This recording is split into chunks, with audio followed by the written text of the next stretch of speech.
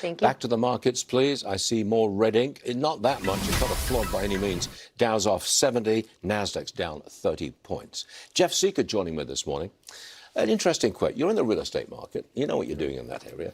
Why are rents falling rapidly, I believe, in the south, but they're not falling, they're going up in the northeast? Well, Stuart, it has everything to do with supply. And when you have more supply, obviously rents come down. I'll give you an example. Building anything in the Northeast will take you from the minute you get approvals to when you put the first shovel in the ground, about 7 years. What? It's 7 years. So you're talking about a very long runway to even bring supply to the market. In the South, I'm exaggerating, but you can basically bring a shovel to the courthouse, get your approvals, and build that day. So it is a much different, and in the Sun Belt as well, it is a much different scenario. Now, what we have in some markets is we have an oversupply, because when interest rates were practically zero, a lot of developers went out and they borrowed money and built, so we do have an oversupply.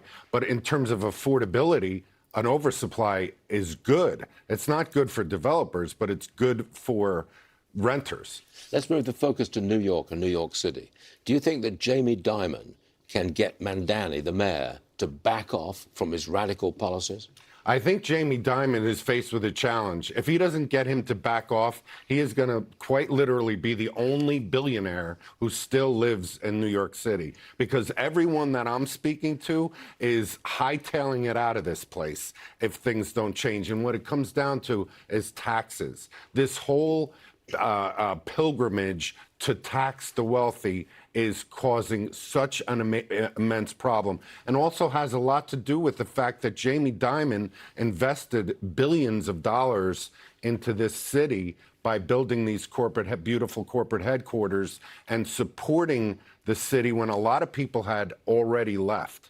So I think Mamdani has to look at this as being I think Jamie Dimon knows this city better than anyone, and he needs to listen to him, or we are going to lose the status of if we haven't already, lose the status of the financial capital of the world. Do you think Mamdani would negotiate that, will pull back on his goals? He was elected on these grounds, tax the rich, right, and help the poor. He can't really retreat that far, can he? I don't think he will. I mean, I have never seen a more delusional person in public life than this mayor. So I think in terms of trying to get him to think like a capitalist, you might as well get a dog to try to think he's a cat for him to think that that's going to make sense. So I think he's going to have, I think he's going to continue to wreck this great city until people, citizens, voters start to say, we may, in theory, agree with socialism, but this is awful for us from a safety standpoint, everything. Everyone's leaving. No one wants to stay here.